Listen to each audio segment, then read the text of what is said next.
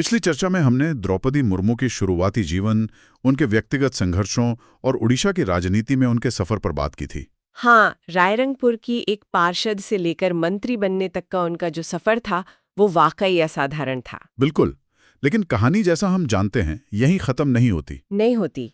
अब देखते हैं कि उनका नेतृत्व उड़ीसा की सीमाओं से आगे कैसे बढ़ा और कैसे उन्होंने राष्ट्रीय मंच पर अपनी पहचान बनाई। और ये उनके सफर का वो पड़ाव है जहाँ उनकी भूमिका और जिम्मेदारियां दोनों ही कहीं ज्यादा बड़ी हो गईं। सही कहा। तो आज हम उनके झारखंड के राज्यपाल के कार्यकाल से लेकर भारत के राष्ट्रपति बनने तक के उस ऐतिहासिक सफर पर गहराई से बात करेंगे और उनकी जो प्रेरणादायक विरासत है उस पर भी। बिल्कुल। तो चलिए शुरू करते हैं उनके राज्यपाल के कार्यकाल से। 2015 में ये हुआ है ना? हाँ, 2015 में। और ये सफर वाकई असाधारण है क्योंकि 2015 में जब उन्हें झारखंड का राज्यपाल बनाया गया तो सच कहूं कई लोगों के लिए ये एक चौंकाने वाली खबर थी। अच्छा। हाँ, लेकिन ये एक बहुत सोचा समझा कदम था। द्रौपदी मुर्मू झारखंड की पहली महिला राज्यपाल बनी और सबसे जरूरी बात, पहली आदिवासी राज्यपाल। एक ऐसे राज्य में जहां आदिवासी आबादी और उनके मुद्दे राजनीति के केंद्र में रहते हैं। बिल्कुल। तो ये नियुक्ति सिर्फ सांकेतिक नहीं थी, इसका एक बहुत गहरा सामाजिक और राजनीतिक अर्थ था। पहली आदिवासी महिला राज्यपाल, ये अपने आप में एक बहुत बड़ा मील का पत्थर था। तो जब वो इस पद पर पहुंची, क्या उन्होंने इस पद का इस्तेमाल उन तरीकों से किया जो उनके पहले किसी राज्यपाल ने नहीं किया था? मतलब क्या अलग था? बहुत कुछ अलग था और यही उनके कार्यकाल को सबसे खास बनाता है। उनका कार्यकाल 2015 से 2021 तक लगभग 6 साल चला और उन्होंने सिर्फ राजभवन में बैठकर वो कहते हैं ना संवैधानिक दायित्वों को नहीं निभाया। उन्होंने इस पद को एक सक्रिय मंच में बदल दिया। उनके 3 मुख्य फोकस क्षेत्र थे। पहला तो जाहिर है शिक्षा था, जो हमेशा से उनके दिल के करीब रहा है। हाँ, वो मानती थीं कि आदिवासी समाज की तरक्की का रास्ता सिर्फ और सिर्फ शिक्षा से होकर गुजरता है। बिल्कुल। शिक्षा पर उनका जोर तो समझ आता है क्योंकि ये उनके अपने जीवन का भी आधार रहा है। लेकिन क्या कोई ठोस उदाहरण है उनके कार्यकाल से जहां उन्होंने सीधे तौर पर हस्तक्षेप करके कोई बड़ा बदलाव लाने की कोशिश की हो? कई उदाहरण हैं। वो अक्सर बिना किसी पूर्व सूचना के विश्वविद्यालयों और आदिवासी छात्रों के हॉस्टलों का दौरा कर लेती थी, बिना बताए। हाँ बिल्कुल। वो सीधे छात्रों से बात करती थीं, उनकी समस्याएं सुनती थीं, मेस में खाना कैसा है, लाइब्रेरी में किताबें हैं या नहीं। अब ये छोटी छोटी बातें लग सकती हैं, लेकिन जब राज्य का संवैधानिक प्रमुख खुद इन चीजों पर ध्यान दे तो पूरा सिस्टम हरकत में आ जाता है। सही बात है, दबाव बनता है। हाँ, उन्होंने विश्वविद्यालयों की स्वायत्तता पर बहुत जोर दिया और ये सुनिश्चित किया कि नियुक्तियां पारदर्शी तरीके से हों। वो सिर्फ एक दर्शक नहीं थी, वो एक सक्रिय भागीदार थीं। अच्छा, और शिक्षा के अलावा बाकी 2 क्षेत्र कौन से थे? दूसरा था महिला सशक्तिकरण और तीसरा आदिवासी अधिकार। और अक्सर ये दोनों क्षेत्र एक दूसरे से जुड़े होते थे। कैसे? उन्होंने आदिवासी महिलाओं के जो स्वयं सहायता समूह होते हैं उन्हें बढ़ावा देने के लिए बहुत काम किया ताकि वो आर्थिक रूप से आत्मनिर्भर बन सके। लेकिन उनके कार्यकाल की सबसे बड़ी पहचान बनी उनकी नेतृत्व शैली, उनकी लीडरशिप स्टाइल। हाँ, जिसमें संतुलन और समावेशिता थी। वो सरकार और आदिवासी समुदायों के बीच एक पुल की तरह काम कर रही थीं। ये पुल वाली बात सुनने में तो अच्छी लगती है, लेकिन असल में इसका मतलब क्या है? क्योंकि अक्सर ऐसे पदों पर टकराव की स्थिति बन जाती है।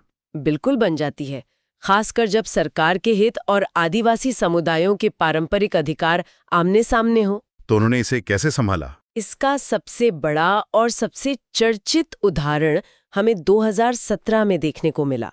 उस समय की राज्य सरकार ने छोटा नागपुर टेनेंसी एक्ट यानी CNT और Santhal Pargana tenancy act SPT में संशोधन के लिए बिल पास किए थे। ये तो वो कानून है जो आदिवासी जमीन को गैर आदिवासियों को बेचने से रोकते हैं ना? बिल्कुल वही। सरकार का तर्क था कि इन संशोधनों से विकास के लिए जमीन अधिग्रहण आसान होगा, लेकिन पूरे राज्य में आदिवासी समुदाय इसके सख्त खिलाफ था। उन्हें डर था कि इससे उनकी जमीनें छीन ली जाएंगी। हाँ, तो अब एक तरफ चुनी हुई सरकार का बिल था और दूसरी तरफ लोगों का जबरदस्त विरोध। और राज्यपाल के तौर पर वो बीच में थी, उनके पास क्या विकल्प थे? उन पर सरकार की तरफ से बिल को मंजूरी देने का भारी दबाव था, लेकिन उन्होंने ऐसा नहीं किया। उन्होंने महीनों तक उन बिलों को अपने पास रोके रखा। महीनों तक? हाँ, आदिवासी नेताओं, सामाजिक कार्यकर्ताओं और कानून के जानकारों से लगातार मुलाकातें की और अंत में उन्होंने उन बिलों को आपत्तियों के साथ सरकार को वापस लौटा दिया। वाह, ये तो बहुत बड़ा कदम था। ये सिर्फ एक संवैधानिक कदम नहीं था, ये एक बहुत बड़ा राजनीतिक संदेश था। उन्होंने चुनी हुई सरकार को ये याद दिलाया कि विकास का मतलब जमीनी हकीकत और लोगों की चिंताओं को नजरअंदाज करना नहीं हो सकता। इस एक कदम ने उन्हें सिर्फ एक संवैधानिक प्रमुख से एक जननेता बना दिया होगा। बिल्कुल, इसने साबित कर दिया कि वो सिर्फ रबर स्टैंप नहीं है। तो 6 साल तक झारखंड में एक सक्रिय और सम्मानित राज्यपाल रहने के बाद ऐसा लगा कि उनका राजनीतिक सफर एक मुकाम पर पहुंच गया है। लेकिन फिर आया साल 2022। हाँ, और 2022 में कुछ ऐसा हुआ जिसके शायद ही किसी ने उम्मीद की थी, और उसने भारतीय राजनीति का इतिहास हमेशा के लिए बदल दिया। जब राष्ट्रपति पद के लिए एनडीए के उम्मीदवार के तौर पर उनके नाम की घोषणा हुई। बिल्कुल, जून 2022 में जब ये घोषणा हुई तो ये पूरे देश के लिए एक बहुत बड़ा सरप्राइज था, और फिर जो हुआ वो इतिहास बन गया। 25 जुलाई 2022 को द्रौपदी मुर्मू ने भारत के 15वें राष्ट्रपति के रूप में शपथ ली। वो एक ऐसा पल था जिसमें सिर्फ औपचारिकता नहीं थी, बल्कि एक गहरा प्रतीकात्मक महत्व छिपा था। बहुत गहरा। हाँ, उस दिन तो कई कीर्तिमान एक साथ बने। सबसे पहला और सबसे बड़ा तो यही कि वो भारत की पहली आदिवासी राष्ट्रपति बनी। ये सिर्फ एक व्यक्ति की जीत नहीं थी। नहीं, सोचिए, उस समुदाय के लिए ये कितना बड़ा पल था जिसे दशकों तक मुख्य धारा से अलग थलग रखा गया, और आज उन्हीं के बीच से कोई भारत के सर्वोच्च पद पर बैठा था। और ये सिर्फ आदिवासी समुदाय तक सीमित नहीं था, वो प्रतिभा पाटिल के बाद इस पद पर पहुंचने वाली दूसरी महिला बनी। हाँ, जो महिला सशक्तिकरण की कहानी में एक और महत्वपूर्ण अध्याय जोड़ता है। पर दो और बातें हैं जो अक्सर नजरअंदाज हो जाती हैं, लेकिन उनका भी अपना महत्व है। एक तो ये कि वो अब तक की सबसे कम उम्र की राष्ट्रपति हैं। इसका क्या महत्व है? क्या ये सिर्फ एक आंकड़ा है? नहीं, ये सिर्फ आंकड़ा नहीं है, ये एक पीढ़ीगत बदलाव का संकेत है। ये बताता है कि भारत का नेतृत्व अब धीरे धीरे एक नई पीढ़ी की तरफ बढ़ रहा है। और दूसरी खास बात, वो स्वतंत्र भारत में जन्मी पहली राष्ट्रपति हैं। अच्छा, ये तो बहुत दिलचस्प है। हाँ, यानी उनके पहले के सभी 14 राष्ट्रपति ब्रिटिश राज में पैदा हुए थे। वो पहली ऐसी राष्ट्रपति हैं जिनकी पूरी पहचान, जिनकी सोच, जिनका अनुभव सब कुछ आजाद भारत का है। ये एक बहुत बड़ा सांकेतिक बदलाव है। अगर उनके शपथ ग्रहण समारोह को याद करें तो वो सिर्फ एक राजनीतिक कार्यक्रम नहीं लग रहा था। नहीं, बिल्कुल नहीं। वो एक सांस्कृतिक उत्सव जैसा था। जब उन्होंने अपने भाषण की शुरुआत जोहार से की, जो एक पारंपरिक आदिवासी अभिवादन है, वो सिर्फ एक शब्द नहीं था, वो करोड़ों लोगों की पहचान को राष्ट्रीय मंच पर सम्मान देने जैसा था। आपने बिल्कुल सही कहा। वो पल लोकतंत्र की उस गहराई को दिखाता है जहां आपकी पृष्ठभूमि, आपका जन्म, आपका समुदाय, ये सब आपके भविष्य की सीमाएं तय नहीं कर सकते। सही बात है। ये उस विचार की जीत थी कि भारत में कोई भी कहीं से भी उठकर देश के सर्वोच्च पद तक पहुंच सकता है। बिल्कुल। तो अब जब वो इस सर्वोच्च पद पर हैं, उनकी भूमिका और जिम्मेदारियां क्या हैं? हम अक्सर राष्ट्रपति को एक सेरेमोनियल हेड के तौर पर देखते हैं, लेकिन उनके कर्तव्य क्या होते हैं? ये एक आम धारणा है, लेकिन राष्ट्रपति की भूमिका सिर्फ सेरेमोनियल नहीं होती। उनकी सबसे पहली और सबसे बड़ी जिम्मेदारी है भारत के संविधान की रक्षा करना। वो संविधान की संरक्षक हैं, guardian of the constitution. Exactly. उनके प्रमुख कर्तव्यों में कई बहुत महत्वपूर्ण चीजें शामिल हैं, जैसे वो संसद का सत्र बुलाते हैं, सत्रावसान करते हैं और प्रधानमंत्री की सलाह पर लोकसभा को भंग भी कर सकते हैं। सत्रावसान करना मतलब सेशन को ऑफिशियली एंड करना है ना? हाँ, ये एक फॉर्मल कॉन्स्टिट्यूशनल प्रोसेस है। इसके अलावा देश की सभी बड़ी नियुक्तियां राष्ट्रपति द्वारा ही की जाती हैं, जैसे प्रधानमंत्री, केंद्रीय मंत्री, राज्यों के राज्यपाल, सुप्रीम कोर्ट और हाई कोर्ट के जज, चुनाव आयुक्त, सीएजी। ये लिस्ट बहुत लंबी है। ये सभी राष्ट्रपति के नाम पर शपथ लेते हैं। और एक और बड़ी जिम्मेदारी है सशस्त्र बलों की। हाँ, वो भारतीय सशस्त्र बलों की सर्वोच्च कमांडर होती हैं। अब इसका मतलब ये नहीं है कि वो सैन्य रणनीति बनाती हैं या सीमा पर फैसले लेती हैं। नहीं, वो तो नहीं। लेकिन सेना के सर्वोच्च सम्मान, तीनों सेना प्रमुखों की नियुक्तियां और औपचारिक रूप से युद्ध की घोषणा या शांति स्थापित करने जैसे फैसले, वो उनके हस्ताक्षर के बिना नहीं हो सकते। ये एक तरह से लोकतंत्र में civilian control over the military का सबसे बड़ा प्रतीक है। तो ये तो हुई उनकी संवैधानिक जिम्मेदारियां, लेकिन जैसा हमने उनके राज्यपाल के कार्यकाल में देखा, वो सिर्फ नियमों में बंद कर काम करने वाली शख्सियत नहीं है। बिल्कुल नहीं है। तो क्या राष्ट्रपति के तौर पर भी वो इस मंच का इस्तेमाल उन मुद्दों को आगे बढ़ाने के लिए कर रही हैं जो उनके दिल के करीब है? यहाँ आयाम देता है।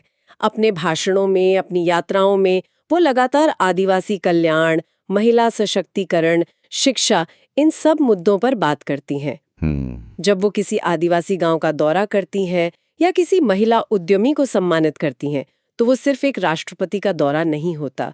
वो देश के सबसे वंचित तबके को ये संदेश देता है कि सर्वोच्च पद पर बैठा व्यक्ति उनकी परवाह करता है, उनकी कहानी को समझता है। उनका पूरा जीवन ही अपने आप में एक मिसाल है। जब हम उनकी विरासत और प्रेरणा की बात करते हैं, तो सबसे पहली चीज जो दिमाग में आती है वो है उनका जुझारूपन। बिल्कुल, उनका जीवन गरीबी, सामाजिक बाधाओं और एक के बाद एक व्यक्तिगत त्रासदियों पर विजय पाने की एक अविश्वसनीय कहानी है, और इस पर बात करना बहुत जरूरी है। हाँ। वो जुझारूपन का एक जीता जागता प्रतीक है।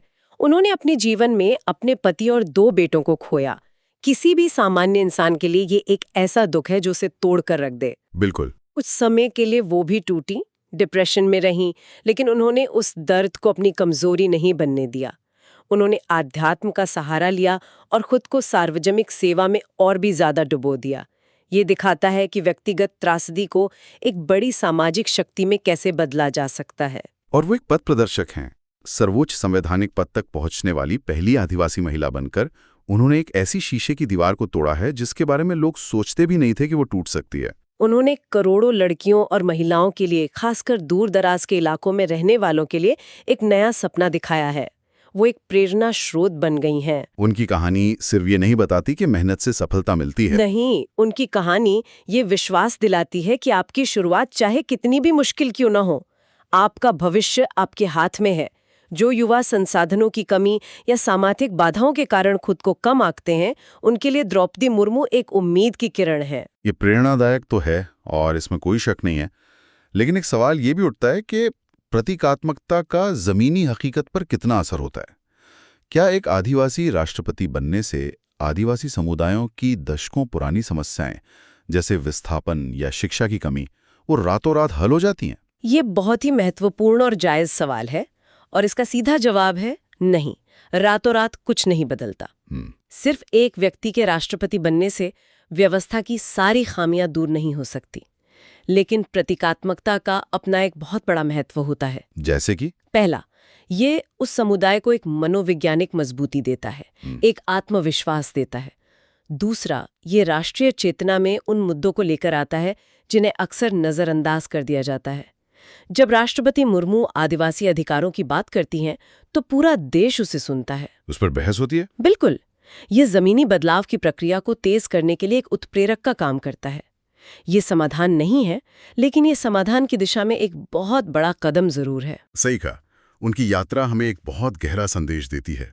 एक पंक्ति जो उनके जीवन का सार बताती है वो शायद ये है, अगर किसी के पास दृढ़ संकल्प और मूल्य हो तो कोई भी संघर्ष बहुत बड़ा नहीं होता और कोई भी बाधा बहुत ऊंची नहीं होती। और उनके मूल्य, सादगी, ईमानदारी और सेवा भाव उनके हर काम में झलकते हैं। आज भी राष्ट्रपति भवन में उनकी जीवन शैली बेहद सादी है। यही चीज उन्हें एक अलग तरह का नेता बनाती है, जो सत्ता के ग्लैमर से दूर जमीन से जुड़ा रहता है। बिल्कुल। तो जब हम इस पूरी चर्चा को समेटते हैं तो ये साफ है कि उनका राष्ट्रपति पद तक पहुंचना केवल एक व्यक्तिगत सफलता की कहानी नहीं है, बल्कि ये एक राष्ट्रीय प्रेरणा है।